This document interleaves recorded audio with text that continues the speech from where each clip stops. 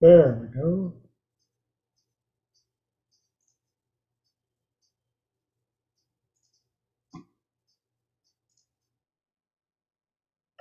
Yes, here we are. Triple T number 80. That's right, 80.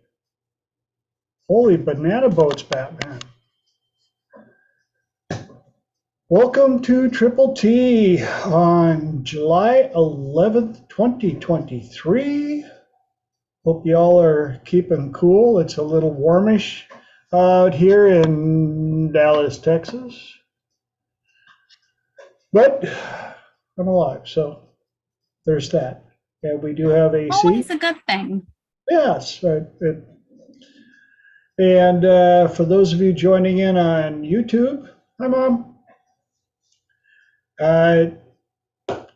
Do all the quick housekeeping stuff. For those of you on YouTube or visiting YouTube or watching the recording, please do all the fun YouTube stuff. Smash that subscribe button and ring the bell and leave comments. I love seeing the comments. And I do have a website that is thetswb.com, thetallskinnywhiteboy.com. I do offer a free 30-minute consultation. That is your chance to have 30 minutes with me to discuss whatever is on your mind. If you have any challenges or things you want to work on, or you just want clarification on some of the stuff that I teach, it is your time. For those of you that have been here before, please get your questions and topics ready for the second hour.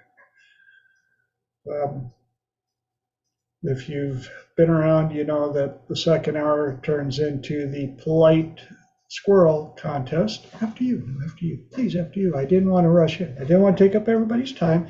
I just want to be the nice person. So have them ready. Other than that, 7 days goes by so fast sometimes, which is good and But anybody have any interesting ahas, epiphanies, things you want to share from the last time we were all here? Yes. I was not able to physically be here for episode 79, and it was phenomenal. I absolutely loved everybody's insights and everybody's thoughts. And Fran even messaged me. She sadly won't be able to come tonight, but she had said very specifically that everybody's thoughts and input, hi, Betty, was incredibly valuable to her, and she appreciated it so much. So I am super pumped for Fran, and I loved listening to you guys. I wrote down about 14 questions. Awesome. Anybody else? Alrighty. Well, for those of you that didn't get a chance to check out my Facebook page, I have one also, TSWB Helps, on Facebook. If you want to check that out for any links or the list of topics. And here's Linda. Glad you made it, Linda. This week's topics: no chase energy, HVAC tips, and walls and drowning. What? But just before we got this meeting started, we had been talking about air conditioning. So maybe I'm going to change it up just a little bit, being everybody's in the oven here now. And I am actually licensed universal HVAC. So I do work on air conditioners and chillers and all the above, among plenty other things. And a few tips for maintaining your AC, especially during this load. Change out your air filters often. Any additional draw that happens puts extra wear and tear not only on the blower motor, but all of the ductwork and everything, because in the attic, I don't know if y'all have had the unfortunate need to go up in the attic in the summertime, but it's only about 9 billion degrees. It's just under the surface of the sun. I might be exaggerating a little bit, but when you're working up there, that's why I don't do that much anymore. So if you can imagine all that stuff cooking up there and then causing extra suction unnecessarily, which also leads me to the topic of the air filters. And you're going to see a lot of these anti-allergen, anti this, and the high rating, and for the only problem with those, they are so thick that they're almost like running a plugged air filter right from the get-go.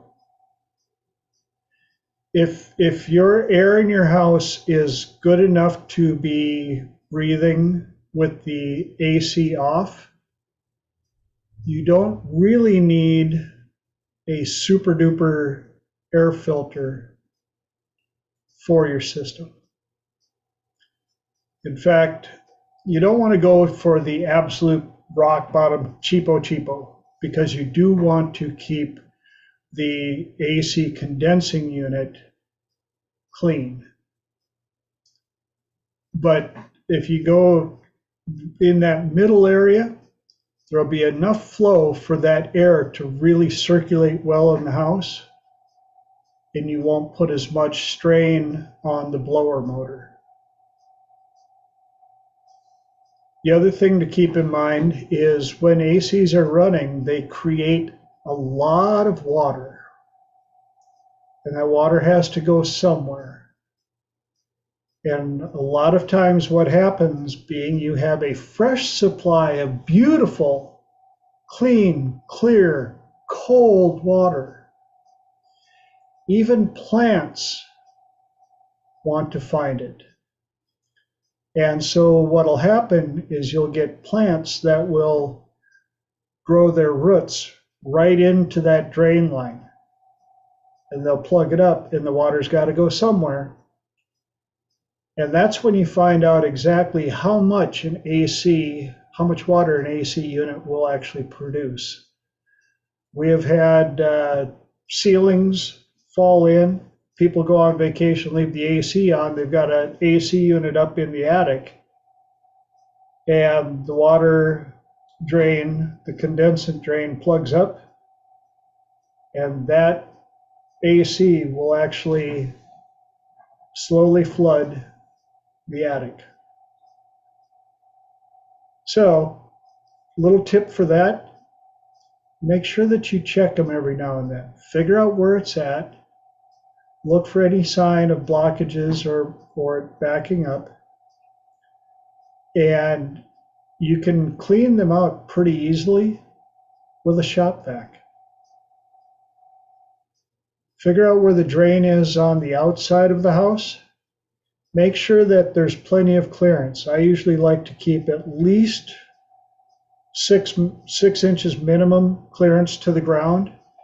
That makes it a lot more of a challenge for roots to get in. But you'll also find, I've found snakes and small little animals who want to get out of the heat and find some nice cool water will get up in there. So another reason to check it, know where it's at, make sure it's always cleaned. Any questions on that? I didn't want to spend a whole lot of time because I know a lot of people are like, wait, we're talking about what? But after owning a maintenance company for so many years and taking care of all these things, I want to make sure that you guys get little insights on how to prevent headaches unnecessarily happening. So, and someone's basement may or may not have water in it at the moment because of a mishap.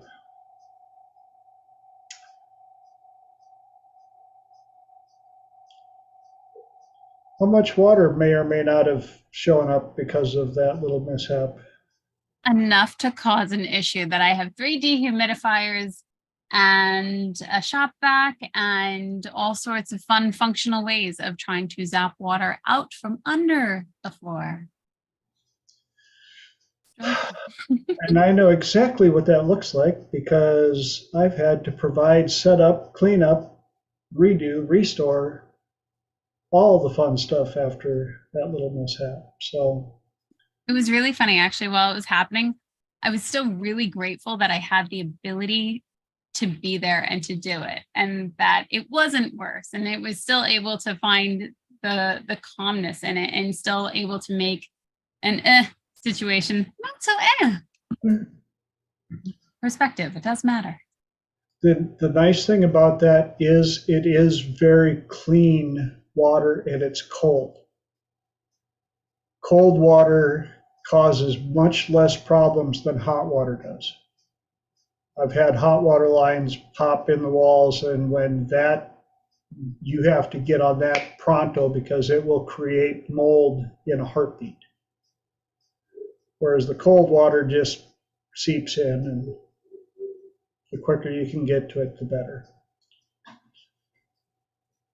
Okay, everybody up and cool on that? Also the same thing on your cars. When you've been running your AC in your car and you shut it off, make sure that you see a good drip underneath the car from the AC unit. If you don't, find out where that water's going. Sometimes that little drain, some of them will have a rubber drain that clamps together at the bottom and allows it to drip out. That'll actually accidentally seal itself. And so that water sits in the bottom of your AC unit and will make its way into the insulation in the wall cavity of your car.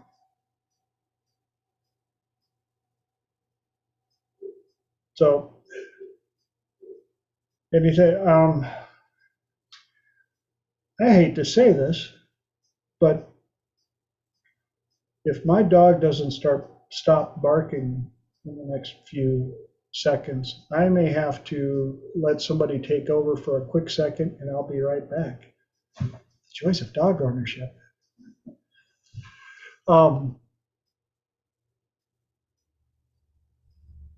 Anybody got a topic they can share for 3-4 minutes? Please? Yep. Go ahead. I'll be right back. Thank you. I loved what you guys had shared last week, and with Fran's insight. I know Jade was there, I know Holly was there, and Fran was asking about a situation that she was in, and I thought the language patterns you guys had shared, and also the insights of being able to bring her in to the group. So like, I get what's happening with Fran is that she's volunteering, and she's volunteering in the brigade, but she's going for a specific position, and she has to compete with somebody else for this position. And in working the language component and in her experience and showing that she is trustworthy and valuable, I thought was great, because everybody was offering language patterns and insights that could be used through email, that could be used in conversation just with your voice and not necessarily with your face, and the ones that can be used in conversation. So you guys completely were phenomenal in offering her support, and I really, really, really enjoyed the patterning that was going on. So my thoughts about last week. What is everybody else's thoughts? If anybody else caught up on it?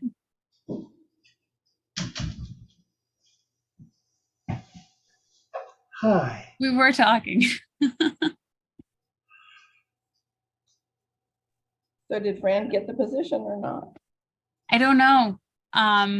That's a great question, of which I will definitely message her about that, but I know she's traveling at the moment. So hopefully she did. Let's all just put out in the universe that she did.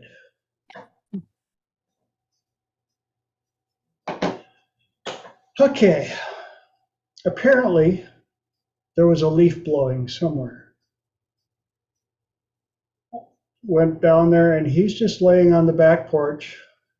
The wife is gone and he's just barking. Laying down, not even standing up at attention, just having a conversation with the trees in the air. So we had a little short discussion, and I'm assuming it's going to be quiet for a little while now. I know there was no violence involved, but he did understand that the alpha was not impressed with his chorus. Time to change the tune to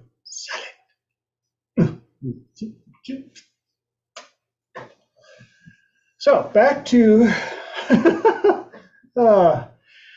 never a dull moment some days. Let's move on to no chase energy. Anybody have any idea what that means? Yes. I want to go with attracting, and that you're not chasing something, but that you're attracting it to you. Part of why I came up with the wait to date protocol, which now is quickly, I'm finding, morphing and transforming into a protocol for job seekers. Same type of energy. It's so funny when my clients that I bring up that come to me for relationships and other things, and I put them on the wait to date protocol, where basically I tell them, you have 1 year of not being in a committed relationship. Doesn't mean that you're not going. It doesn't mean you're going to turn into a hermit and you're going to hide in your house and da da da. Just the opposite. You are under orders to go out and do more stuff, be around more people, but it's 365 days of research. And if you're supposed to go out with as many people as possible, preferably in groups, but you can go out on dates, they're just not dates. And you can let the people know straight up, I'd love to go out to supper with you, but I'm not looking for a relationship. I'm not dating until July 11th, 2024. I'm working on myself for a while. And as soon as I tell them that, I always get the same pushback, like, oh, I came to you because I'm lonely. Now you're telling me I have to wait another year?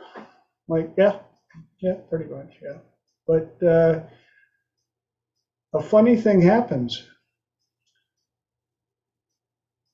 Shortly, and I can tell when they actually do the switch, the energy switch, guess what happens? People come out of the woodwork. I've been asked on more dates and I've had more people come up and talk to me, and I've had, like, because the no chase energy got turned on. The desperation energy got flipped off. Literally, like, get out of here. And the reason I say that gets applied to jobs as well, a lot of people will spend too much time, in my opinion, in a job that they hate or they are unhappy with, or they know they could do better. And they will wait until they lose that job to start looking. What energy do you have when you don't have a job and you're trying to find one? That desperate energy. So I tell them, if you're not completely happy with your job, why not start practicing? Go after the big job, the one that you would like to have, but you have given yourself limiting belief systems that, well, they wouldn't hire me because I wear a red shirt. Start applying without worrying about whether or not you're going to get turned down. No chase energy. You have a job.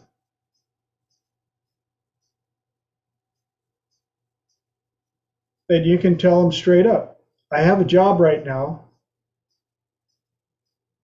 I'm just looking to improve my work situation. That's respectable. My wife is an executive recruiter. And one of the things that she's pointed out a couple of times, they, of course, will check a person's work history. And jumping jobs isn't quite the issue that it was seen back in our grandparents' day. As long as you're moving vertically upward, constantly jumping and moving horizontal, that's the challenge. That's where the red flag pops up and like, so you left this job for another one kind of like it, and then you took one for less pay for a little while. So in the same way as the wait to date protocol, set up a 1 year of looking for the job. What does that look like? What does that smell like? Talk to people and list down your skill sets and put it out to the universe that you want a job that utilizes your skill sets but may not be on your radar. So many people focus on their identity of work. What is your profession? I am and they narrow it down to that tiny little fraction. And they stop thinking about what other professions utilize those skill sets that it takes to do what you know. And then they forget about other skill sets that they've had for other jobs or hobbies or things of that nature. And so when they think about looking for a job, well, I am a mechanic, so the only work I can get is with a wrench.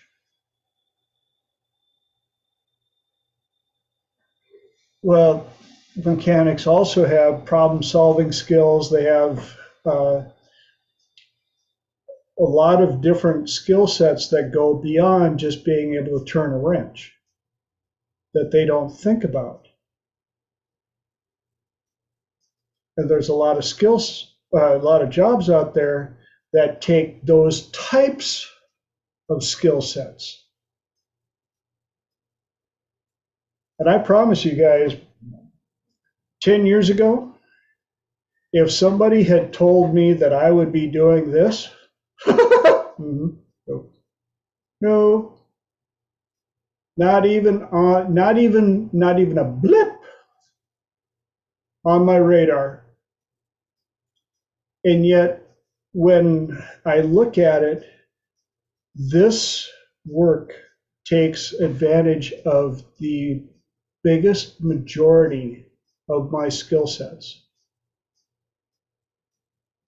Because with all the work that I've done in the past, it allows me to talk to a wider scope of clientele.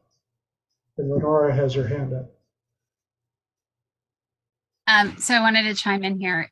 One of the things that I absolutely love what we do over here in hypnosis and NLP and HMR, and I'm also a speech language pathologist. And it took me ages to figure out how to combine them. And TJ was actually the one that found the bridge. So if you're able to, if you don't know and you're really looking for something of like, I am such and such, to identify that, I found that I had to let that go. But in doing that, in talking about it with somebody, especially with the hairline that he's got going on, he was able to quite literally pull all these things together and point out all the things that individuals can do and how, from everything that they've done, bring it together and how they create magic through being of service of who they are.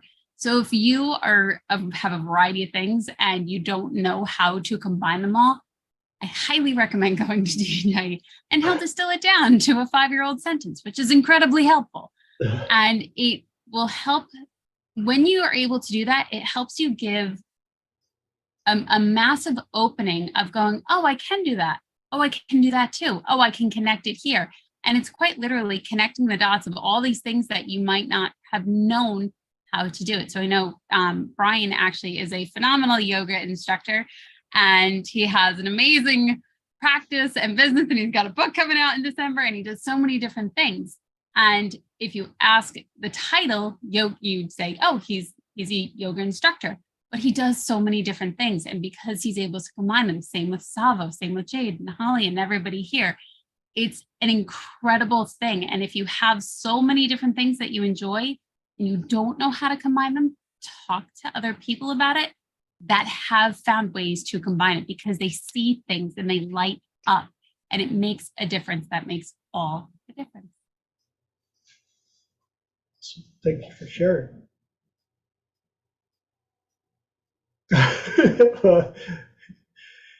You're right, Yoga.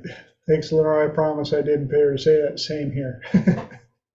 That is true. Nobody paid me. This is just my own personal thoughts, because I know if go all the way back to Triple T 1, 2, 3, you will blatantly see me being very, very quiet, because I really didn't know how to share the thoughts that I had going on. And it is through all the work that he does and that I do one-on-one with coaching and things like that. And it really makes a massive difference. I am a huge supporter of investing in yourself and investing in people that you can trust and build rapport with, who will push you again and again and again and keep going.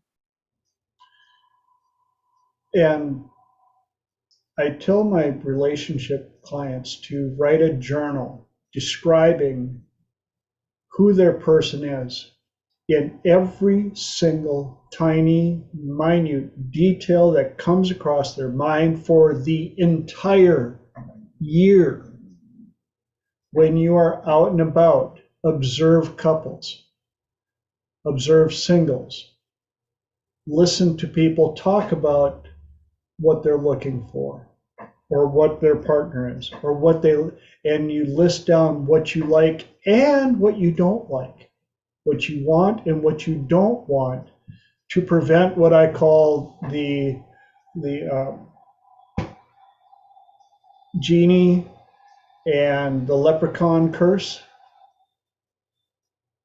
where, if you aren't familiar with what I'm talking about, The leprechaun will give you, grant you 3 wishes or grant you a wish, but he'll do it in such a way to make sure that it's the worst possible thing for you. The bad genie will give you your 3 wishes and then make sure that you didn't wish for one of them because they managed to find the worst in every one of them. And Lenora just shared that this is a share of a share. Jane shared a few weeks ago writing in a journal and stating, in my own universe. And I found that to be truly powerful. So if you write your person down in a journal or a job, whatever, in my own universe, exactly. Same thing, do a journal with a job. Even if you have a job that you like, I challenge you, start a journal on how it would be at its epitome. What would be different? Who would you be working with? What would have changed? You hear somebody else has a job that you're like, wow, that was flipping cool. How could you apply that to yours? I had a client that was complaining. Actually, I've got a couple clients now that we went from relationship into work. And one of them was complaining that they didn't have a whole lot of skill sets, but I knew that they were pretty mechanically inclined and loved to hike. And I said, well, what if you got paid to hike? And they're like, yeah, whatever. Well, I happen to know that in a town just north of you, like the trails that you hike on, the Parks and Rec is looking for trail maintenance people. And here's what they pay. And he was like, oh, they do what? I said, the trails that you hike on, who puts up the signs? Who makes sure that the signs are painted? When the signs get ruined or graffitied by schmucks, who fixes them? When a tree falls over, who goes up there and removes the tree? And he just was like, how much do they pay? And it was $11,000 more than he was making at the time. Needless to say, right now, he gets to wake up in the morning and go to work and gets to hike and take care of the trails that he loves dearly. And got an $11,000 raise and bennies on top of it all. What were his skill sets? He loved to hike. And he knows how to fix things. And he never thought about combining the two.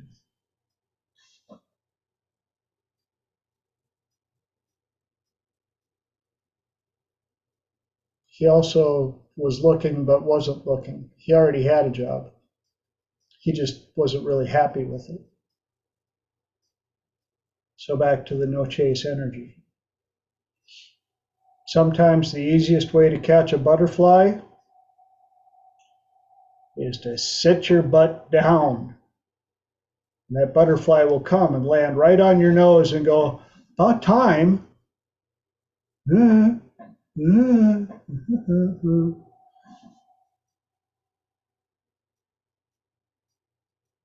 Anything anybody else wants to share on that? Go ahead. Yes, Salo. I love the idea of no trace energy. And also, if there is no trace energy, what's the alternative? To me, the idea that comes to my mind often is that going back to self-work, going back to understanding your value, your worth, and what else if not chase? Yeah, a little, real quick, a little spin on a Jim Rohn concept. The best way to become a millionaire is to become the person that would have $1 million. Yes, he says, work harder on yourself than you do on your job. And Jim Rohn says that do it for what that's gonna make of you when you become a millionaire. Yes, don't do it because, don't chase the money. Become the person that attracts the money. I've worked for millionaires. I've been around millionaires. I happen to know a number of them. And the funny part is, every single one of them have said the same thing. The hardest money to make was the first million. The second, third, fourth, fifth million, because they became the person that can make $1 million. As soon as they did that, wash, rinse, repeat. Which also goes back to, like you say every time in the end of your webinar, how precious and valuable the time is. So you cannot value your time and trace at the same time. Exactly. Lenora. So I had a lot of insights over the last couple of days about this. So I love Jim Rohn, and I love when he says, work harder on yourself every day. And I used to think that that was constantly like work harder, hustle harder, move faster, get more done, be more perfect, da, da, da, da, da. And I came to the conclusion that it meant, at least to me, it meant work harder on improving yourself, as in your self-care, as in the type of person that you want to be, which leads me into this whole thing that was lighting up in my brain over the last couple of hours. And I know, so here's the battle also that I think when somebody thinks, oh, I can't date for 365, or I can't have a significant other for 365 days. I feel like this was where I really was struggling. And I feel like this is the part where I'm learning. So Jim Rohn, thank you very much, to cultivate. That younger part is constantly in fear. Okay, so we can only give them so much attention. And then to be more of the type of person that you want to be. And this resonated so much with me lately, because as I'm going throughout my day, I'm thinking, I'm the type of person that does such and such, or I'm the type of person that naturally attracts clients to them. I'm the type of person that naturally is drawn to money, and money is drawn to her. And when I kept modifying it that way, I know Savo had mentioned last week, and we tend to use this, step into that person that you want to be. Sometimes that was really hard for me, but when I started to change the language, because language is key and I happen to adore language, when I started to change the language of, I am the type of person, I'm the kind of person, what might that person be? How might I relate to that person? I felt quite literally more energetically that I was able to transition into that space that I had wanted to go, while carrying that inner self, going, that's okay that we didn't know that. That's fear. That's what we needed to learn. Here's where we're wanting to go. And it was much more of a exciting movement and a way to actually get excited about the next 365 days, that it's a journey, that you can look forward to the journey, that you don't have to worry that you're going to fall at every damn rock, stick, or branch that's going to trip you up. And it really popped differently for me. So hopefully that resonates with you guys. And yeah, And it'll allow you all good things to continue to go. It's interesting. Savo. Is it okay to just dive a step deeper into this? Yeah? Yeah. Okay, so this Over here is, for. I was working last night with a group, and it's not my group, I was invited, but yet I had the opportunity to work with this gentleman who's been a therapist for over 20 years. And there was this part of him, a younger self. This part was also representing fear. And so also connecting dots to what TJ mentioned earlier about Jim Rohn. One of the things that Jim Rohn said that later on Tony Robbins has taken as his own is stand guard of your mind. And this also reminds me of TJ's meditation when he does the garden. And when he talks about how that garden is protected, and that represents different things for different people, but idea is very similar. So last night, what I discovered is that, to me, a lot of people, even that therapist, was denying that part of themselves in a way that was fearful.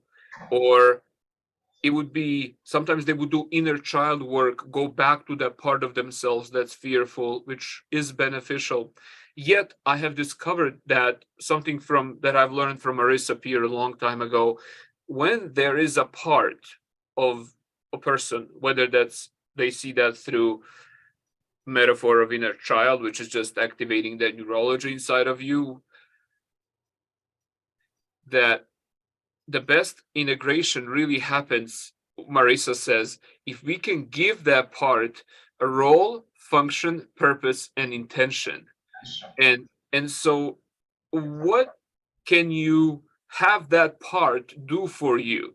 So what I did last night with this gentleman, and I said, how would you name that part? Because it's hard to move something if you can't label it. It's hard to maneuver it. And then once we get that answer, then what we did is, what he did after I asked him, is to give another role of still there. The part is still there. Yes, it's more integrating. Yes, but the part still exists. And what else? How can that part protect you? And so to me, that's always on my personal journey and working with my clients. It was a big change after I learned from Marissa to take that part, whether it's fear or whatever it is, and just give it another role. Maybe praising yourself, or maybe whatever that is for specific for you or any other you here. So Awesome. Yeah. I'm so glad that you brought that up, because I've had a number of clients where we find out that it's a younger version of themselves that is doing a lot of the sabotaging, because they're afraid of change or whatever. This is, da da da. And so I will have them show the younger version of them, here's where we're at, here's what's going on. We've survived everything up to this date. Now I need you to help me. I need you to guard the door to the control room to make sure that nobody sneaks in. And when that younger version all of a sudden now is going, that's what we're doing? Oh, I'm sorry. Okay, I won't let anybody in. I'm going to protect. I'm going to work with you, not against you. And all of a sudden they blossom like, because you can't just go, I don't need the 7-year-old me anymore. Time for you to go, no, that is always going to be there. Your 7-year-old is with you your entire life. So like Savo said, give them a purpose, give them a mission, change the narrative, show them what is going on, ask them how they can help, what are you best at? my 7-year-old self. Well, I'm really good at screaming and yelling. Okay, perfect. Then do me a favor. When somebody tries to get us off track, or if you see me taking my foot off the throttle, not working on myself, improving us, if you hear me saying negative things that aren't helping us, I want you to scream and yell. And the 7-year-old's like, I get to scream and yell at you and it'll be okay? Yeah, because if you hear me saying stupid stuff that's not helping us, scream and yell.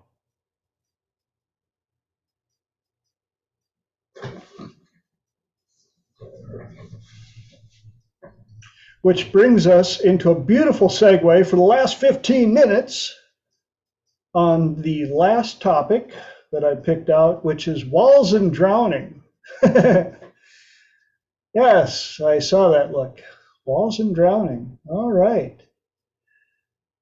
And this came from a client that I was working with that a lot of, again, we get a lot of limiting beliefs. And you'll hear expressions like, I can't get, there's this wall in front of me. It's just like I can't get through.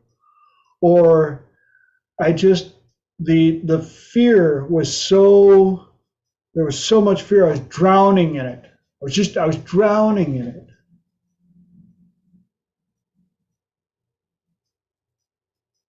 And they will focus on that so much. And I started asking, just like when Savo brought up my garden protocol, what are the walls made out of? How high are they? Are there any are there any windows? Are there any doors? What is on the other side? What if the walls were actually just made of wrapping paper? What if they were just made out of styrofoam? What if they were just made out of aluminum foil? You were drowning. How deep is the water actually? I've had a couple of clients who are like, it only comes up to my knees. Like, you can drown in 3 inches of water if you are face down and can't move,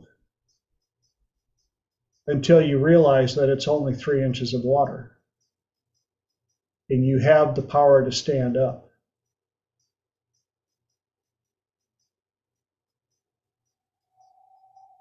We have to be very aware of labels and descriptions and self-talk, but also help our clients with their labels, their descriptions, their self-talk. Because oftentimes they get so used to an expression that sticks. What is one of the biggest things going on right now? Anxiety, narcissists. Everybody has anxiety and everybody knows a narcissist. And yes, I will be aware of negative metaphors. Exactly.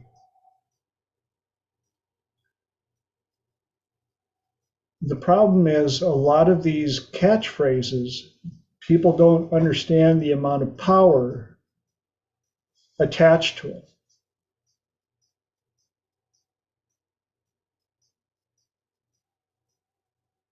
Savo.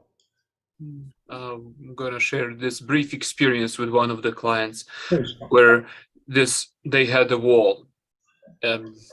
One of the things that I do is fully, deeply believe in what I'm going to say next when people say to me, I don't know, there is a wall, there is no way I can get around, or they give me a form of like, I can't.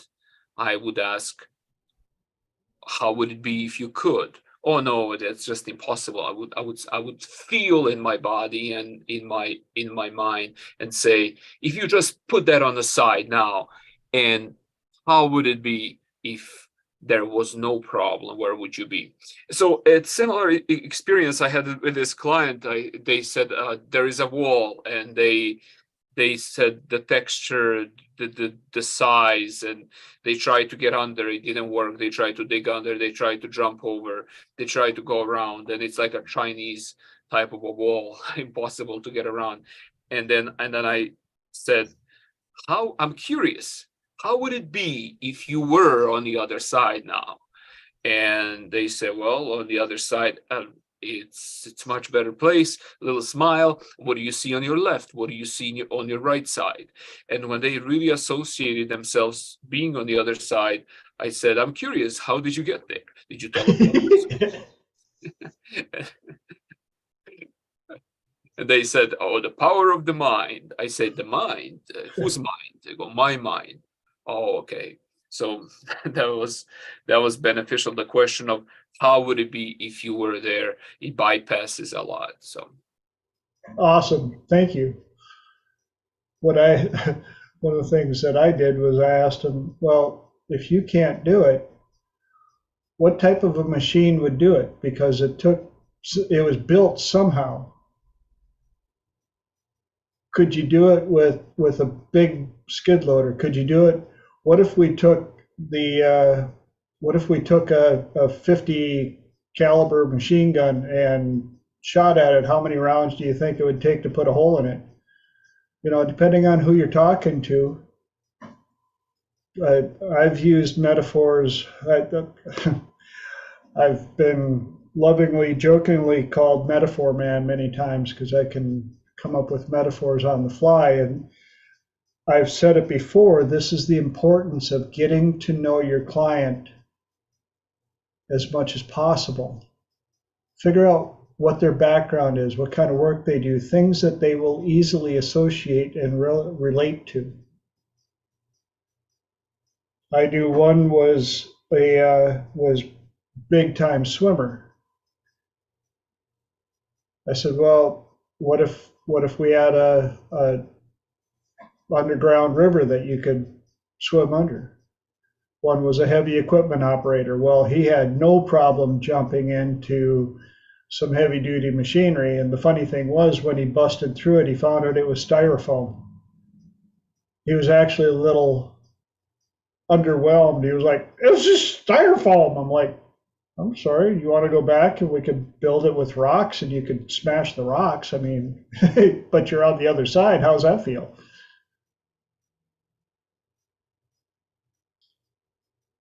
I think that smashing is very important because it makes them feel the same thing what Tony Robbins used to do decades ago, and many NLP practitioners still do that thing with bricks and wood. And you hold the wood and then the other person breaks through, and then they write on one side of the wood, they write down all the things they want, so they break into that and then break out of whatever they write on the other side. So it's a metaphor that also involves this kinesthetic experience and the sense of victorious. Well, my arrows are up there and my boards are in the closet. Yes, so I've got 3 arrows that I broke with my throat and about 4 boards that I broke hitting them. Very powerful, very, very impactful procedure. Also did the fire walk twice, which will teach you the absolute power of the mind. And I can tell you firsthand that you can't tell me it was fake, because I've been around fire enough. And while you're getting worked up, you're getting there, you can smell the heat, you can smell the cinders and all the above, and you watch people walk across, and you tell yourself, this ain't a good time to doubt.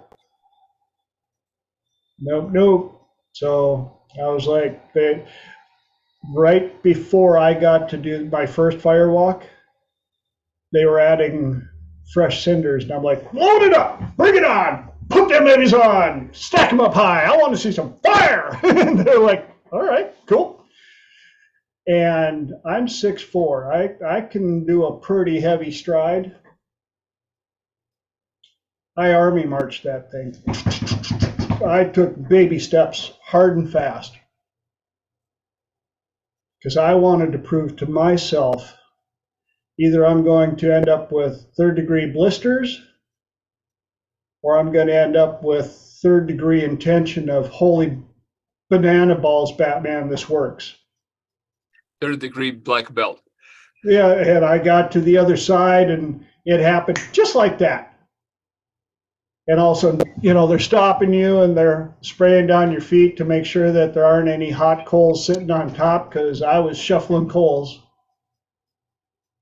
And get over to, your friends and wait for the other people to show up. And as the energy starts to slow down, all of a sudden I realize I've got baby feet. I ain't gonna lie. I wear shoes all the time. I am not one of those flip-flop, going barefoot, all the above.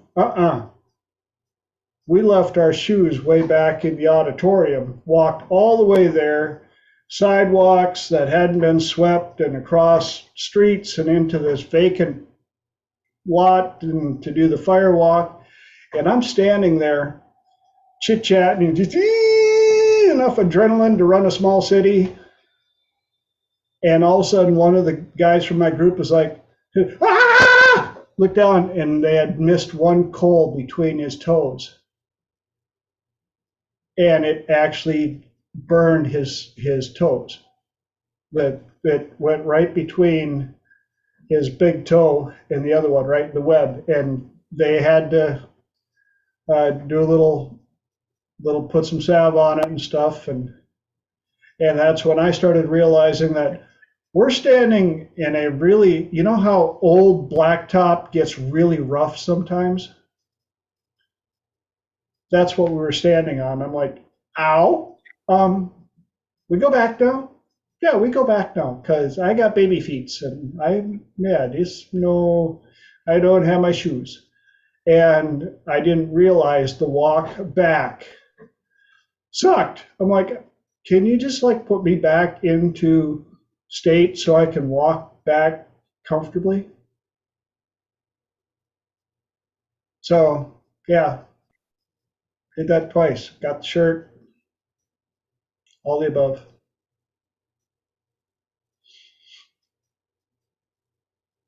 And that brings us right up to the top of the hour. So I guess we even got to throw fire walking in there. Yeah.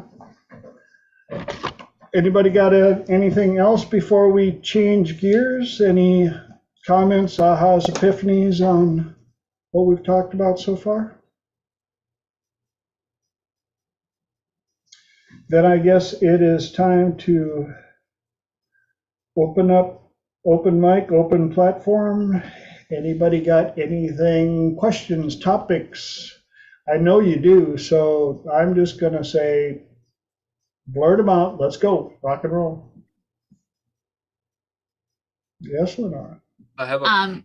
Go for it, Sava. You go for it. This is what happens when TJ doesn't let us play polite squirrel. After you. Go, Sava. I had a question for Kevin, but I don't know if Kevin is there. His camera is off, so. Oh, there you go. Hi, Kevin. I'm here. Hi, How are hi. you? How are you doing, Sava? Good to see you, man. It was a good Likewise. session with you. Yeah. Perfect. Did some breathing session. It was pretty good. Kevin, I have a question for you. What does this Wim Hof type of breathing exactly do for people? So the type that we're doing is a conscious controlled breathing. So it's similar to the Wim Hof. However, the Wim Hof is generally going to 30 breaths and a breath hold. 30 breaths and a breath hold, and just repeating that. Sometimes doing more, depending on how used you are to doing that breathing. Now, with doing the extended breath work, similar to what we were doing in our first session, what was that, Matt, last month? Mm-hmm. Yeah. Because we are emptying out the carbon dioxide out of our blood, then because of the Bohr effect, BOHR, the oxygen that we are inhaling is not able to detach and go to the cells and tissues of our body. So we will get a hypocapnic, hypoxic state. And so, when that goes on, a number of things happen. The circulation to the prefrontal cortex slows down to about 30% of its normal, which quiets down the monkey mind. And, because carbon dioxide is a vasodilator, when we empty it out of our lungs and therefore our blood, it goes and it constricts all 70,000 miles of the vasculature in our body system. So, and so when we're doing that with all the massive gas exchange, it stimulates the body to release adrenaline, cortisol, endorphins, epinephrine, and like all the good and scary chemicals wash over your body, and it puts you into an altered state of consciousness. And because we have that lowered circulation to the prefrontal cortex and the monkey mind is quieted down, then it allows us to fall down into the subconscious, which is really falling down into the body. And that's when we can become aware of tensions around the body related to stresses and traumas and things from the past and all that. And because we don't have the monkey mind chatter going on, then we don't have to go and analyze it intellectually, because our intellectual mind checks out about 15 minutes into this type of breathing. And so now the session that we did the other day, it was a down-regulating and integration journey. So it was not going and triggering over into the sympathetic nervous system. It was all going, putting everything leaning towards the parasympathetic, the rest, digest, relax, recuperate, and all in just that deep healing state.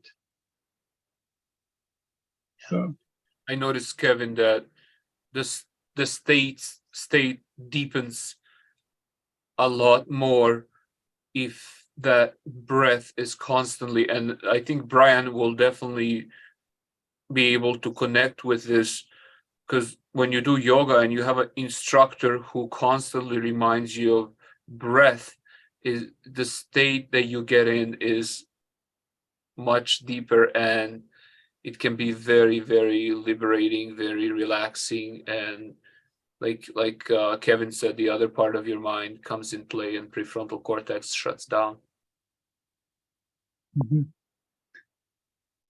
Yeah, and it's because the lungs and the breathing, the stack of breathing muscles, they are the largest muscular system that lies at the crossroads of the conscious nervous system, the volitional nervous system, and the autonomic nervous system. Because if you're not thinking about it, we're all going to be breathing all day long, right? But by going and modifying the type of breath that we are doing and the speed and the depth that we're doing, whether we're breathing into the nose, into the mouth, and whatnot, it goes and it modifies where that autonomic nervous system is leaning towards the parasympathetic or the sympathetic. And, if we focus on the out breath, we get more to the parasympathetic. If we're focusing more on the in breath, then that's going to orient us to the sympathetic. Yeah. Thank you, Kevin. Maybe the last question for you would be, how important is it to breathe through the nose throughout the day? And maybe how do you get to the point where you have that awareness of your breath? And what would you say, what's the percentage of the time that you actually are aware of your breathing throughout the day? Well, because I've been on this course getting my certification to be a transformational breathwork coach, and then the 9D training, then being aware of my breathing has been at the forefront of my noggin for a while now. So I would say that for the vast majority, about 70–75% of the time, I am consciously aware of what my breathing pattern is like. And then throughout the day, if I get stressed, if I get overwhelmed, if I start to feel not quite all tip-topper, then I will take a moment to go and reflect on, how am I breathing? What is my breathing like? Is it low, slow, and deep? Or is it into the chest and kind of fast and going through my mouth? And things like that. Thanks, Kevin. Yeah. One more thing I mentioned, maybe it was just too many compounding questions about breathing through the nose. What do you think about that? How beneficial is it? If I am not talking, I am breathing through the nose. And I tape my mouth at night so that my mouth doesn't just fall slack open and I'm breathing through my mouth during the night. And I've done this I've done A/B testing, where I will go a week with taping myself every night when I go to sleep, and then a week of not taping at all. And when I'm starting to go to sleep, well, of course, my regular pattern is to breathe through my nose and keep my mouth shut. But when I get deep into sleep, I'm just going to naturally do that. And so those weeks that I don't tape, I am much more fatigued throughout the day, and the symptoms of the MS are much more pronounced. The weeks that I am going and taping, I wake up with much more vim and vigor and energy and ready to go and conquer the day, kind of thing. What kind of tape do you use? Say what? What kind of tape do you use? I just use 3M micropore tape. And so I get little rolls of it that are about that wide. And then I'll go and I'll cut off a segment that's like 3/4 of an inch. And then I'll just put it there in the middle of my lips, because that's enough to keep me oriented to always keep my mouth shut, because I can then feel it if my mouth starts to slack. At night, it'll wake me up, because it's kind of pulling on my mustache and my beard hairs. But there was some that was marketed. I think it's kidnap tape, which made everybody like, oh my god! And they said it's for sleeping. Relax. The only reason that we call it that is because it comes off easily. It doesn't tear at the skin or the lips or anything. Right. And I think there was even one of those where if you could wash it or something, reuse. I don't know, but I've been interested in it because I know a few people.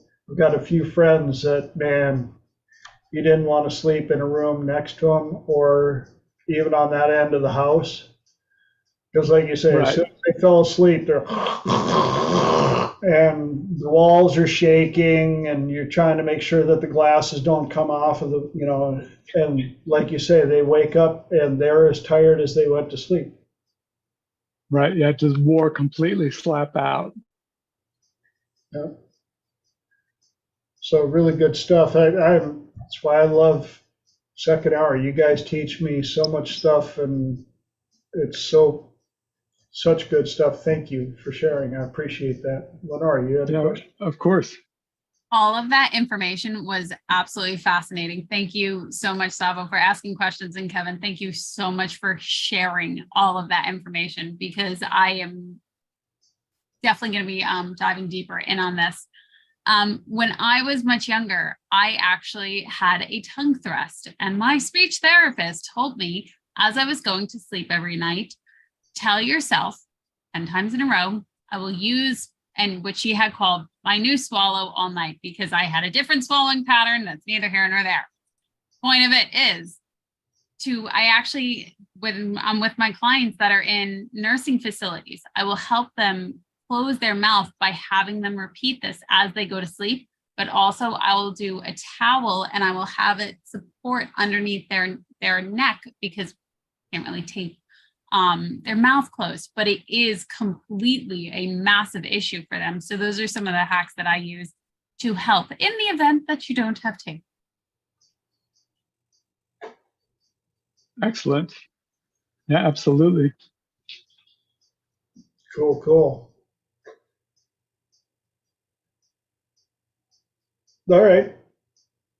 What's the next amazing topic? This is awesome. Jade. I wanted to kind of go off of, what Savo had brought up, and I felt like it was really synchronistic to the last class that we had. But, looking at parts work, and it's so interesting because, can you guys, okay? Good, okay. Because, I believe last time Fran, was having an experience with another person who they were in competition, right? And I think it's so interesting because a lot of times in life, we have those experiences external to us, but at the same time, when we're trying to change something, we have that experience going on internally inside of us between the different parts of us. And that's what, that's why we have resistance to the changes that we're trying to make. And so I think, whenever we find resistance going on, it's extremely beneficial to begin to have the conversation between those parts so that we can find out what it is that, is really being wanted, if it's actually working or not, and then finding, another way to be able to use that part, maybe with another role. So instead of, trying to get rid of something, some part of us, we're taking it as a part of us and valuing it, and sort of having that like and consciousness. So I thought that was really, really great and really, really important. So I like that Salvo brought that up and it fit perfect. So I just wanted to mention that. Cool stuff. Next up. Lenora, I know you had your hand up. How about you, TJ? How do you do parts integration? Do you use chair therapy? Do you use hands together? Do you have them switch roles in the dialogue? What's your way? How do you go about it? Well, my classic answer to that is depends.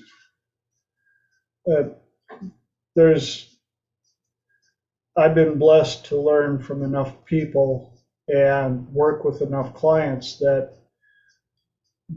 there is no one certain tool that I go to. I do use 3-chair quite often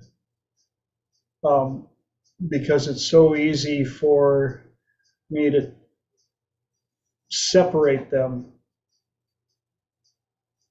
whether they have to work with an issue with somebody else, or an issue with an inner child, or an issue with a past life, or any of the above. I can separate it into the person today, the person that the part they have the issue with, and them as an observer. And that gives them 3 different perspectives even when it's working with energy. I've had them create avatars of themselves, analyze the energy, and then have a discussion with the energy.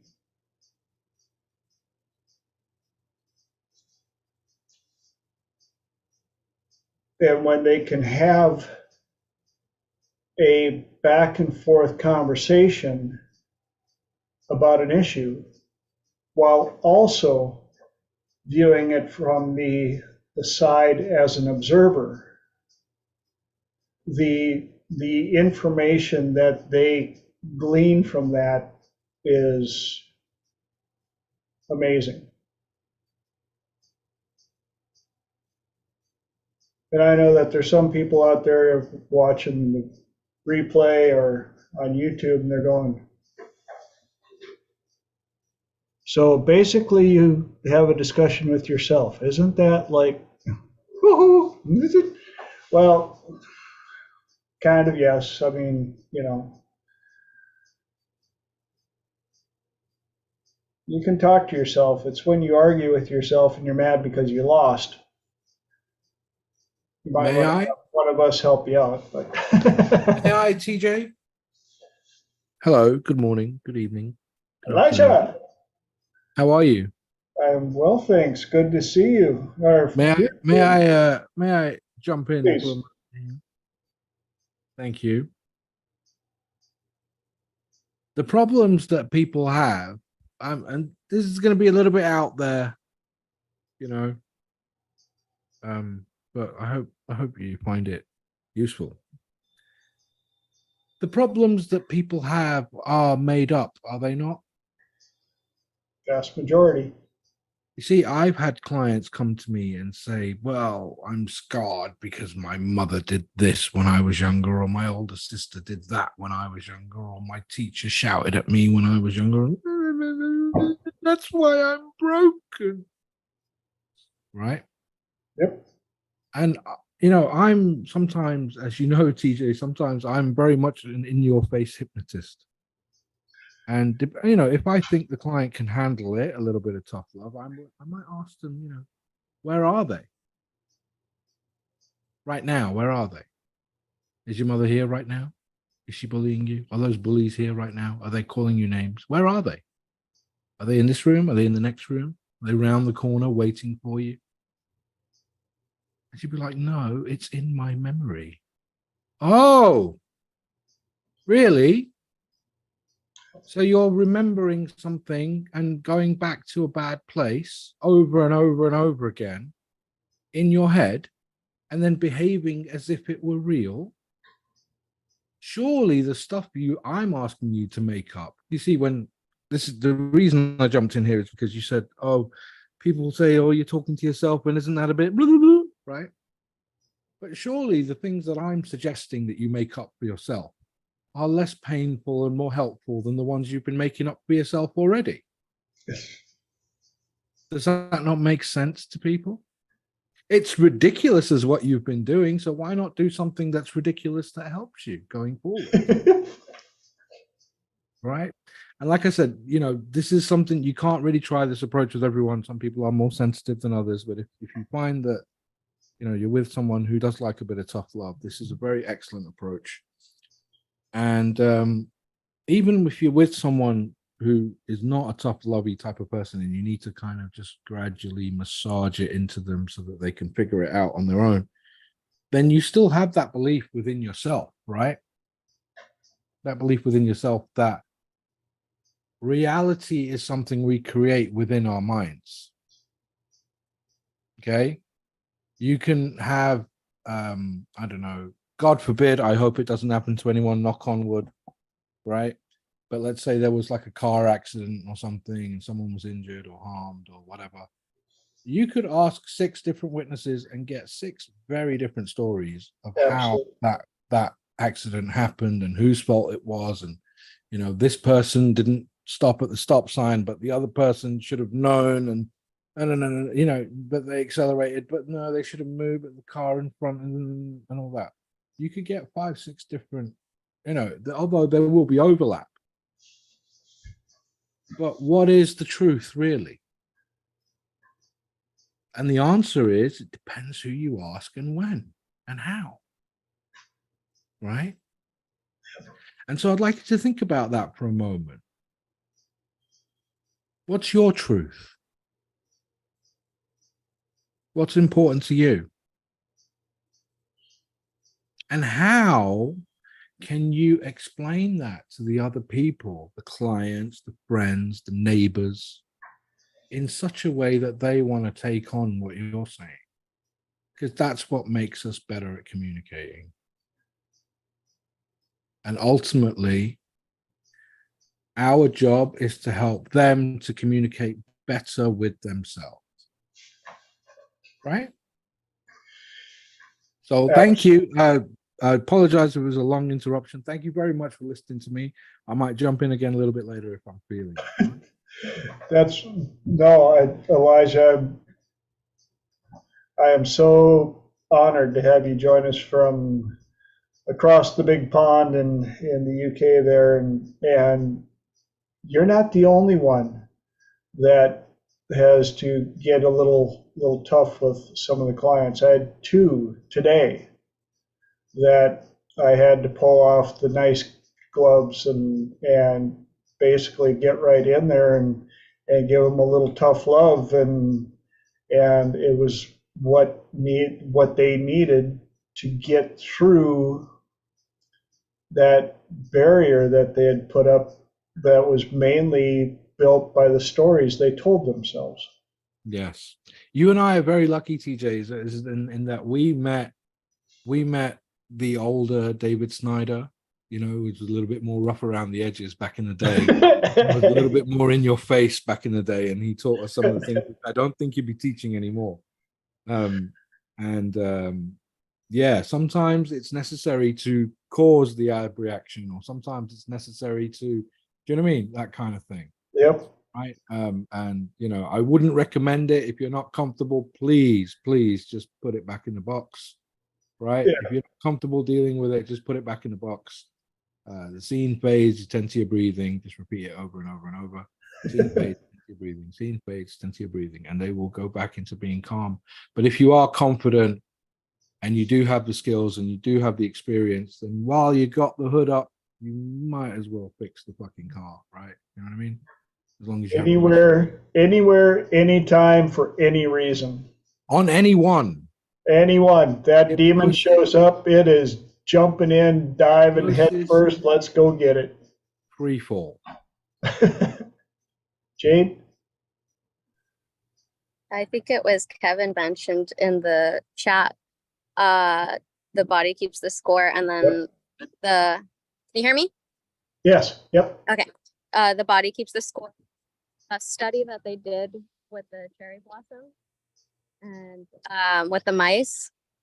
So they would zap the mice, I think, you know, whenever they would smell the scent of cherry blossom, and they found that the next, you know, however many generations down the line had a reaction to the scent of cherry blossom.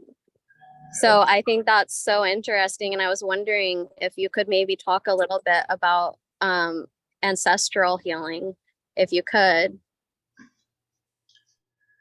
We're in the second hour. So does anybody have anything for Jade on that? Where's Fran? Yes, I know. Where's Fran? When it comes to ancestral healing, where's Fran? I do believe it was 3 generations of mice, and they would have been able to prove more, but they ran out of funding. So the study, 3 generations, right? The study that I read showed that mice were getting thrown into the parasympathetic and the fight or flight and everything for 14 generations. I'm pretty sure they ran out of money, unless they did it again from the study I read. But that's okay. 14, it's plenty. I'm all for it. I am a believer that it does carry on. How do you fix it? Is that the question? How do you fix it? Do you want to go back and fix it in the previous generation, or you want to fix it here now with you? I'm asking Jade. I'm just curious if anybody has any information on that. Actually, I'd probably be one of the best case studies for this kind of thing, because I have multiple generations of my family who were in foster homes. And so it's something very, very interesting to me. And I think it's something that might be really beneficial. Maybe it's too much for the time that we have. I don't know. But I don't know if anybody does that kind of work. I'm just starting to tap into it now. So, TJ. Yeah, I've had a number of clients with multi-generational, and I ain't gonna lie, the first few I was like, oh, but you roll with the flow. And so far, the record holder for multi-generational was a female client whose issue went back 101 lifetimes. And I've had people go, 101 lifetimes, oh my gosh, that's like 30,000 years or something. I'm like, not everybody lives to be 90. Some people don't get to be born. Some don't get to see their first birthday. Some don't live to be 10. It's not hard to rank up 101 lifetimes if you've had a bad run at it. And she had a bad run at it. And we cleaned that stuff up. And she was suicidal when she came to me. You got to clean that stuff up. And things, last I checked, about 3 months ago, 180-degree flip. Life is awesome. Realize that she's worthy of having a king. And she doesn't need a junk job. She's got a good job, and she's working on herself. And I'm like, you know what? If we can take 101 lifetimes worth of feces and clean it up and send it down the chute to the processing plant, amen. Rock and roll. Let's do it. And Lenora, you got your hand up? From the work that I've studied about regression, Dolores Cannon has a wealth of information, Jade, if you're interested in any of it. Linda, actually on the call right now, she's learned a lot about quantum healing and regression. For one, I personally love regression work. I think it's been absolutely pivotal in my life. And when it comes to parts, I know Sava was asking about this, the key factors I personally believe are rapport. Are you able to have that safety? Are you able to create that safety with that individual, but also ultimately having that sensory awareness? And I agree with Elijah about old school David Snyder work, because there is completely different things that he was teaching back then. And I love that TJ has carried so much of that forward in, did you ultimately get the outcome you wanted? We can have these beautiful guidelines and these beautiful A, B, and C steps. Ultimately, did you get the outcome that you wanted? When you look at Brent Baum's work, when it comes to color breathing, especially holographic memory resolution, because you do have regression in those experiences. I myself walked Brent Baum through one, and I think he went back 13 lifetimes and had a broken ankle of some sort. And as you go and you look for stuff, because the imprinting has occurred so many times, because if you believe in these past lives that people share, there have been so much, you will continue to find stuff. What I found very interesting about Dolores Cannon's work is she had mentioned an imprinting process, that when you come into this world, you are equipped with a variety of knowledge, which I thought was absolutely astounding. And therefore, you can have your own stuff.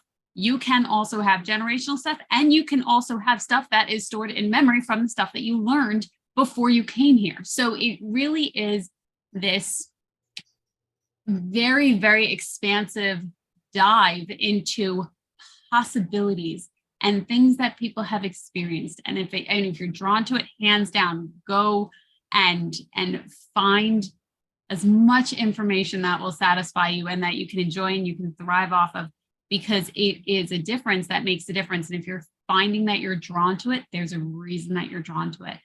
And I absolutely am a huge, huge supporter of any of that work, specifically Brent Baum's work, because I felt that that was the least emotional, I guess. Whereas I didn't feel like I was sitting in misery for months on end and dealing with something. It was, you were in the moment, you were able to move through the moment, you were able to process it. Whether you were crying, sweating, burping, whatever the case may be, you were able to move through it and you were able to get the outcome that you wanted. And even more in time, it compounded on itself. Ollie. I'll just jump in and put my 2 cents. I love everything that's already been said. First of all, I'm going to kind of second what Lenora was saying about that it can come from, and when it comes to past lives, kind of what I'll usually say to people is, it doesn't matter if it's real or not. This is the way your subconscious mind is interpreting it and expressing it. So it could come from past lives. It could come from, generational. Another place it could come from is literally the stuff around you. So if you get a transplant from somebody, you can take in all of their energy. It could be the food that you eat. But one of the things too to be very careful about when you're doing that kind of work is the power of suggestion, and just making sure that you let them tell you rather than you telling them. I can't remember if it was Jordan Peterson or Viktor Frankl, but somebody I was listening to, they were talking about some people who get, when you have a hammer, everything's a nail kind of thing, that they've decided that, for example, that everybody who's traumatized, it must have been sexual abuse. And if somebody comes in and that's not the answer they're giving, the therapist will keep trying to implant that memory to the point that it becomes real for the patient when it wasn't real before they came in. So that would just be my biggest word of caution, is let them tell you, don't assume and try to implant false memories in them. And I agree with what Elijah just posted. We both agree with you, Holly. Clean language is super important in this type of work. I like one of the phrases that I learned from Dr. David was vaguely specific, and making sure that your client is the one coming up with the descriptives, the information, the colors. You pull that information from them. You don't give them options to pick from. We don't put our fish in their pond. Yeah, do not put fish in there. Absolutely. I know a couple of students that I was working with Dr. David when we were doing exercises, and I had to let them know, because their idea, their interpretation. I remember one exercise in particular, I'd kind of had a rough day earlier, and this young lady student was working with me on the exercise, and she was like, and pay attention to the blue of the sky and to the blue water and all the, everything was blue. And when we finished the exercise, I said, what does blue mean to you? She goes, well, blue is, I said, be very careful, because somebody that's having a bad day, that's where the blues came from. Got a bad case of the blues. Maybe somebody, and she was like, oh, I said, that's why what your interpretation of what it is may not be what they conceive. As long as they can conceive it, they will believe it. If you try to give them information, it may sometimes backfire on you. I said, so keep it vaguely specific. Look at the beautiful sky. It's a beautiful sky. What color is it? It could be pink. Do you want satanic panic? Because this is how you get satanic panic leading the plot. Yes. and Elijah and I and Sabo and a few others have been properly trained to dive in after the abreaction and go straight for the demon. But I got to tell you something. You got to be ready for it, because I can tell you just from my experience, the things that I've seen doing this. Woo! Hang on and strap in tight, because sometimes that ride gets a little wild. Elijah. So I agree, the ride does get wild, but the best way to be prepared for it is to remember that people have all the resources they need already within them already. Yes. Okay. And that the person you are talking to and communicating with is an excellent hypnotic subject. Okay. They are really, really, really good. Way, way better than you're probably giving them credit for. And they already have the resources. And you, being the kind-hearted, wanting to help type person that you are, having, yourself doing this type of work, can already see them having made it through to the other side and being happy and having resolved it. Right? If you can see them being successful and having resolved it already, even now, even though they're mid-tantrum, okay, if you don't lose your shit, if you hold your state, right, you will get through. It is the most powerful. It's not about what happens with what we say and the suggestions we give. It's all the other stuff, the energy that's being exchanged, and you know what I mean? I have to be willing to go there and hold that positive space for them so that they can find it in an amidst where they are currently lost. Do you know what I mean? Does that make sense?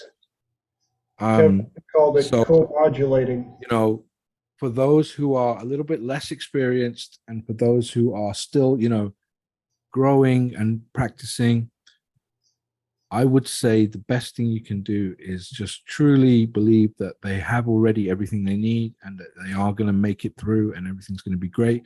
And if you hold that attitude within yourself, you will have success with pretty much everyone you're going to work with. Even if you don't know the technique, even if you're not quite sure, or you think you're going to say something incorrect, if your heart is in the right place, if your attitude is in the right place, if your frame is working towards their goal and they are also in, then nothing bad can happen. Only good stuff can come from it. So thank you for sharing that. Okay. I love that so much. And that's why I think it's so important for, as the hypnotherapist, to pay attention to if there's transference going on and to really work on ourselves and to use techniques like Kevin was saying, being able to regulate our breath. And so to be able to stay in the state of that's going to be most beneficial for our client.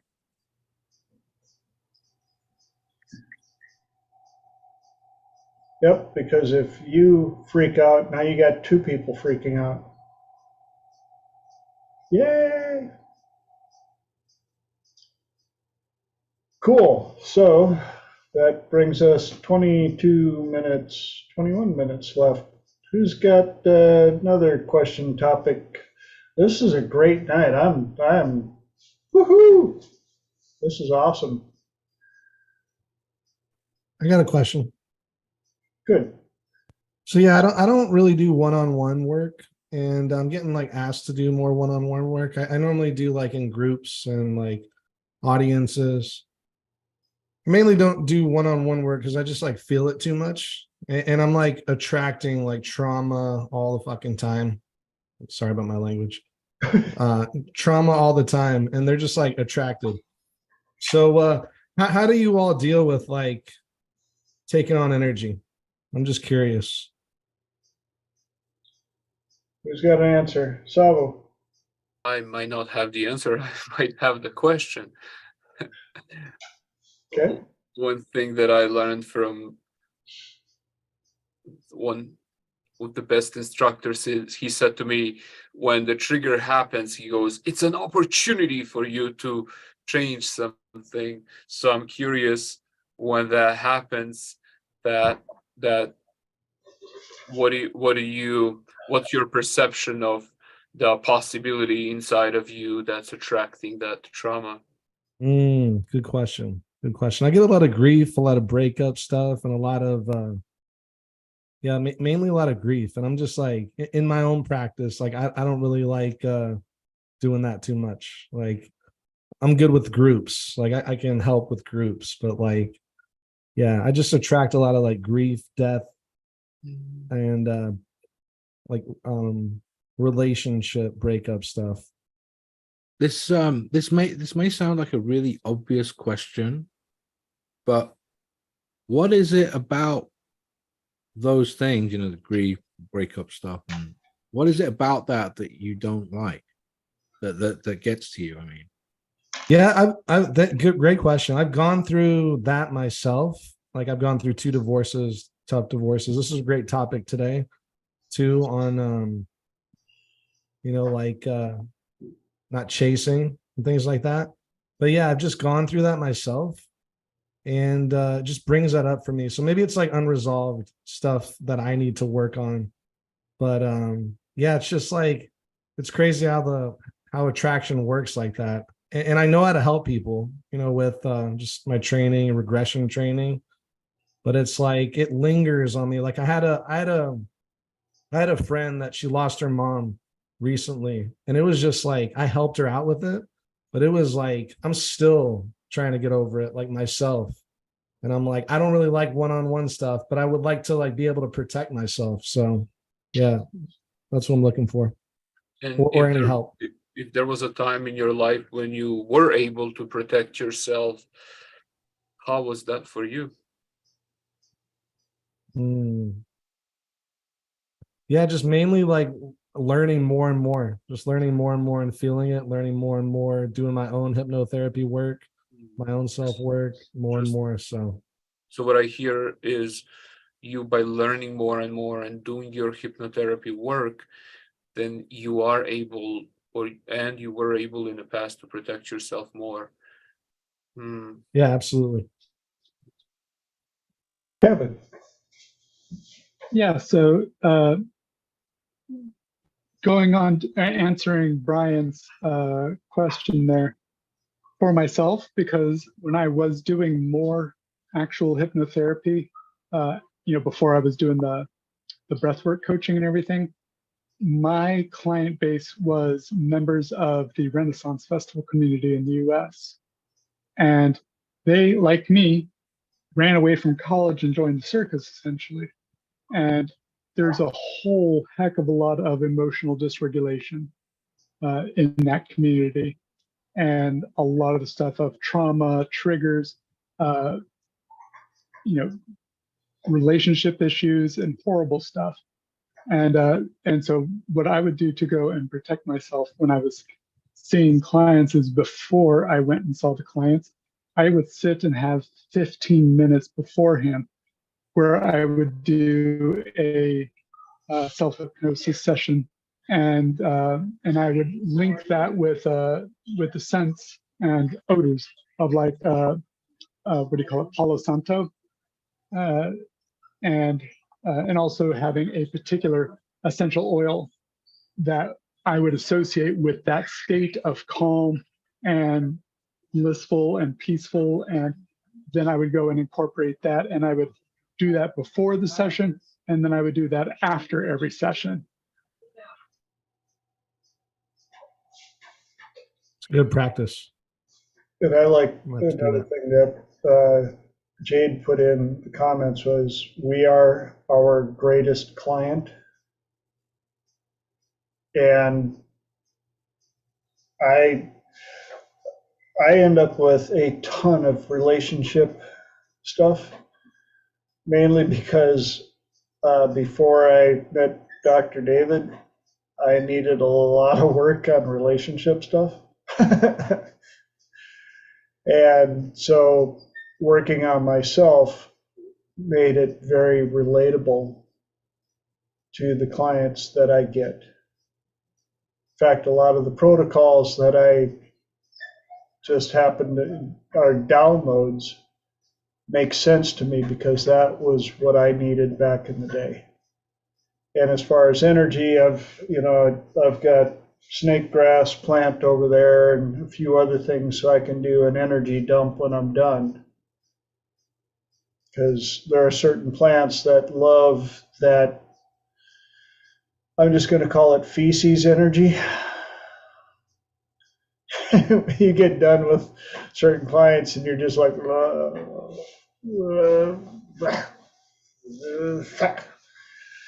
and dump it on there, and the plant's like, hey, lunchtime, right on. So there's that, and then Holly's got some stuff too. Holly? Oh, I'm loving everything that's being said. A couple things I have noticed, and I'm not always the best at doing this, but when I get my ego out of the way and I remember I am not the healer, I am merely the person who is holding space. There's a Reiki concept that when you're channeling the healing energy from source, you're allowed to keep 20% of it for yourself to renew yourself. And then the 80% should be sufficient to send on to the person.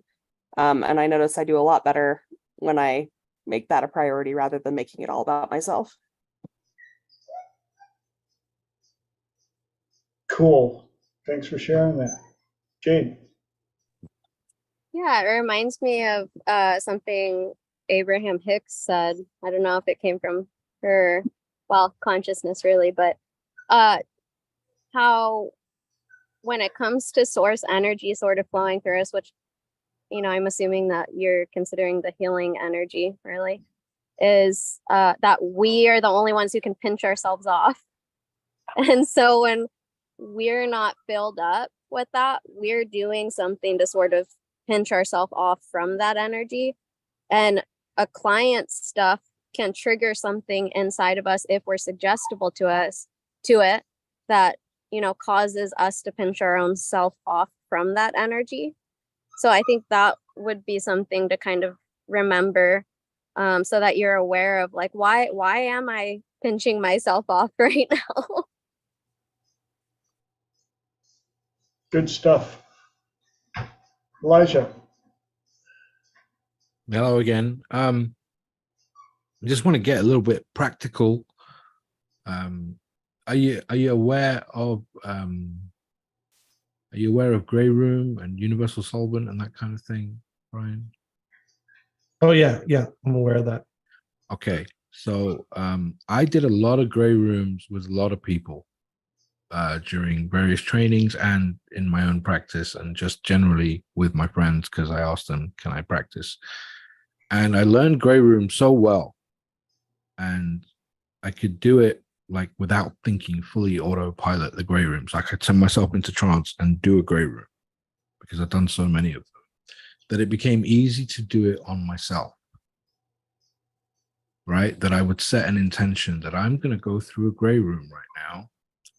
And so if you have a technique like that, or a universal solvent, or something that you've practiced a lot, or just get out there and practiced it more and more, and you're so intimately familiar with it that you set the intention and do like a self cleanse, that can help a lot. It might not get to change some of the stuff that you were talking about earlier. You know, you've been through some stuff, you might be holding on to some of your own stuff or whatever, and it's not just theirs, but it will definitely get rid of any kind of alien, I say alien, you know, unwanted, unwelcomed energy that you picked up from the client through your empathy.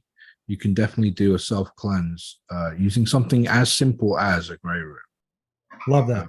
Love that. Yeah. Okay. Thank you. And Out of curiosity, Brian, have you seen my training for the Wham Bam Grey Room Slam? I haven't. Uh, Sounds fun though. you can. We've only got 10 minutes left, so I don't want to finish up with that. But if you go on my YouTube channel, there's actually recordings of when I taught it at one of Dr. David's classes, and it was just one of those necessity type things, and I figured out how to do the entire gray room and keep it realistic under 45 seconds. I've been able to do it in under 30 seconds. Nice, awesome. So I'm gonna check that out. Thank you. there's also SAND protocol, which might help you. SAND protocol helps you identify what part of the energy actually belongs to you and what part of the energy was given to you by outside sources. And then you can decide what you want to do with it. Make sure you extract all the lessons before you get rid of the excess. Awesome. 10 minis. Who's got, Lenora, I know you've had a question and a topic like 17 times now, but would you like us to address it now? I have questions for you guys. I'm loving the insights. You guys are absolutely astounding. As always, it is so much fun spending time with you guys. My question for you, if each of you want to pop it into the chat, I have to give a 10-minute presentation tomorrow in a professional group. What are some myths about hypnosis and the work that you do that you would like to see busted? Myths? Myths. You know how people, if you told somebody that you do hypnosis, and they go, "Oh, I can't do that." You want me to write them in the chat, or can I just say them? Whichever. I have it on recording now. Okay. First one. At no point, I mean, this is not the myth. I'm going to say the truth, and you can figure out the myth. At no point, no matter how deep you go, will you lose the ability to refuse a suggestion that is given to you. At no point will you lose the ability to say, no, thank you. At no point, at any point, you could open your eyes and walk away. No matter how deep you are, no matter how suggestible you are, if someone were to violate your boundary, you would very easily be able to open your eyes and say, no, thanks, and walk away. And it's very important that people understand that, because that deals with one of the biggest fears. The other one deals with another one of the big fears is you will not give away any secrets in trance. Ooh, that's a good one. You're not going to tell me the PIN number to your ATM card. You're not going to, like, it doesn't matter if I ask you those kinds of questions, because if they go against what you believe and what is in your values, then you will just simply refuse. Okay? You won't give away any secrets. You won't lose the ability to say no. And finally, it is impossible to get stuck in trance. Oh, that's a good one too. Okay. So my three big myth busters are: someone can make you do something that you don't want to do. Nope, it's a myth. I'm going to give away secrets that I don't want people to know. Nope, that's a myth. And what if I get stuck inside and I can't find my way back? Nope, it's a myth. Nice. Okay. Thank you. Thank you. Holly said, myth that there are people who can't be hypnotized. If you can enjoy a TV show, book, or movie, etc., you can be hypnotized. Nice one, Holly. Yep. Also, you can lie in trance. Trance isn't some kind of magical truth serum. That's a good one too. I'm gonna highlight these. That's it. Write them. And that's why you have to be careful with some of the clients that you work with and pay attention. Some of them don't want to be fixed. They want to prove to you that they cannot be fixed.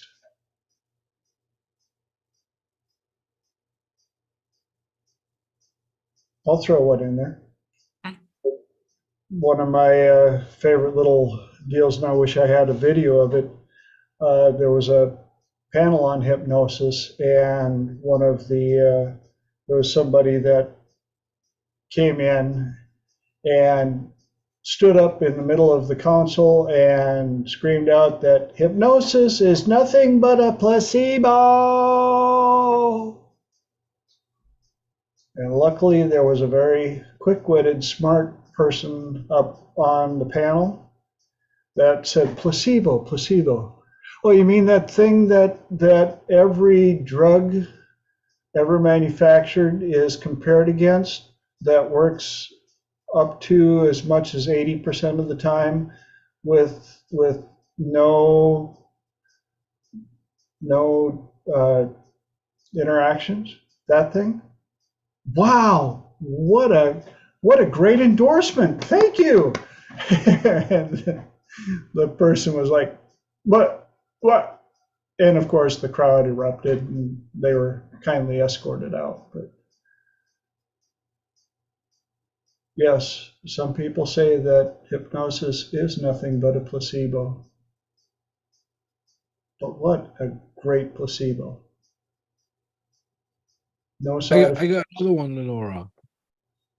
Okay. Jay just pointed out that this isn't being recorded, so I'm glad I am writing them down. I agree, Jay. They're awesome, and I'm gonna.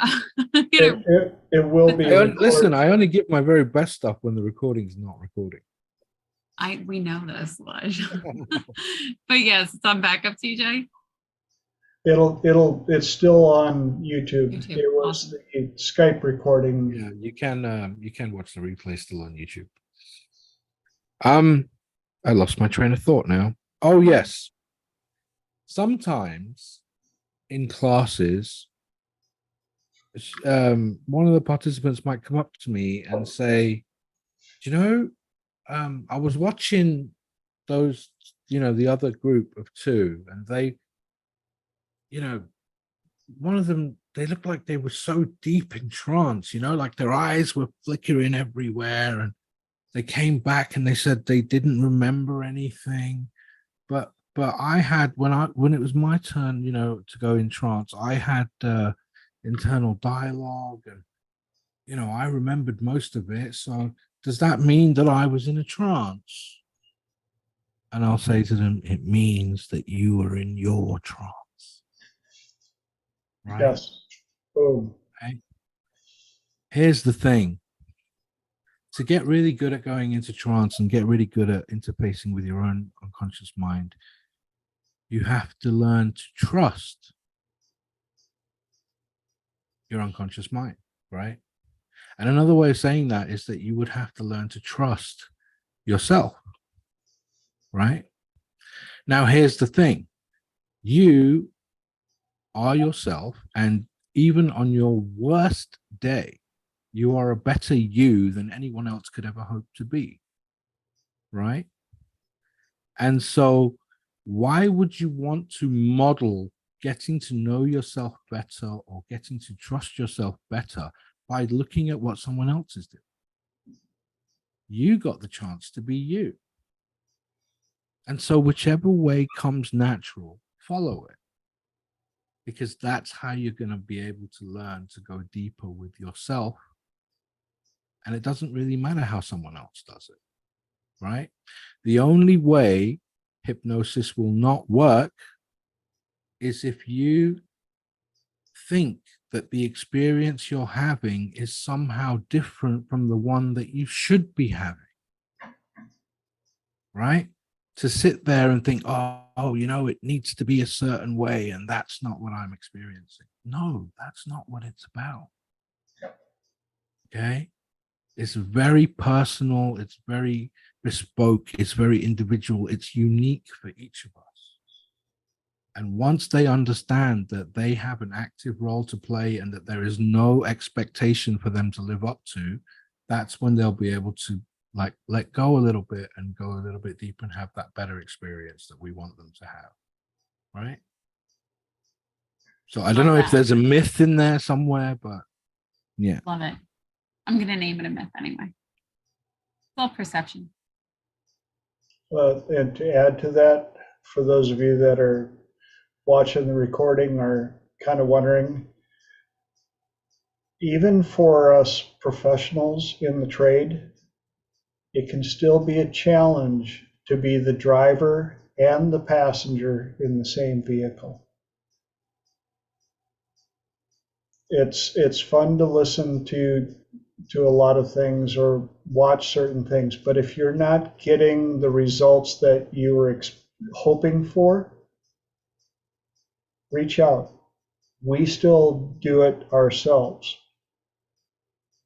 I've had the opportunity to work with some of the people on this call because I can't do it all myself either, or I would be even more fantastic.